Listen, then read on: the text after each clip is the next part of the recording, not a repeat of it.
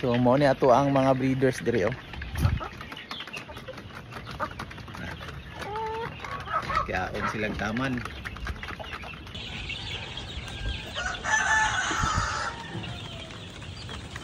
Ayong adlaw mga kaagri, nata karon sa tong farm na pod, magbisita ta diri, magtan-aw ta sa tong mga stocks available. Naa diri sa kuha kini karong November 10 mag 1 month old ni sila, pero nanay tag-iya ni mga kaagri kani nga batch o kini diri nga batch. Ana ni mga tag-iya, ara. Ay actually isa ray tag-iya ni. Dalo ni og Bukidnon. So muna siya, tapos natay gamay diri kana diyan ang mga stocks nato. Ang uban na po yung mga tag-iya, tapos natay paabuton karon mga kaagri. Ready na ni diri ato ang brooder diri, natay batch nga paabuton. So pandaro na naon niya kay harveston na nato niya. So mo ni ato ang mga breeders diri oh. Kaya silang taman. Medyo gulang-gulang na jud niya atong mga breeders mga kaagri. Tara. Dugay-dugay na po tao ginuhian ng mga free range chicken mga kaagri. So far, natay income po dani mga kaagri, makalingaw po. So sa mga gusto nga mag-practice ani, buhi po sa inyong backyard, gusto mo og meat or brown eggs, kani nga mga manok, nindot kay na siya buhion mga kaagri. Kusog kay mangitlog, tapos dagko po og lawas kung gusto ninyo i-meat. Kay ang mga laki ani 70 to 80 days old, sobra na 1 kilo. So pwede na pangkatayon niya konsumuhon. Tara. So diri mo ni siya ang ato ang mga extra nga laki. Kamutang diri mga kaagri.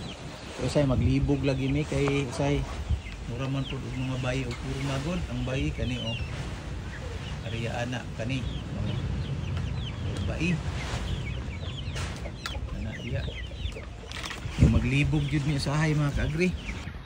Mao na usahay mga kaagri, masipyat jud mi pagpadala usahay kay pare-pareha og dagway ang laki og bayi manggod, na dagkog tapay pud ang mga bayi. Mao na nga pasensya jud kay wa jud na namo tuyua usahay pag masipyat mi ni Jungjung sa pagpadala. So ara dire, mao na tong gamit nga mga vitamins mga kaagri oh. Ani? Vitamin Pro. Mao na tong ginagamit kanunay. So natay harbisonon dire nga mga piso. Mao na kan nakanindot, mao na harbisonon nato nga mga piso dire. Nagtapok na ni sila mga kaagri.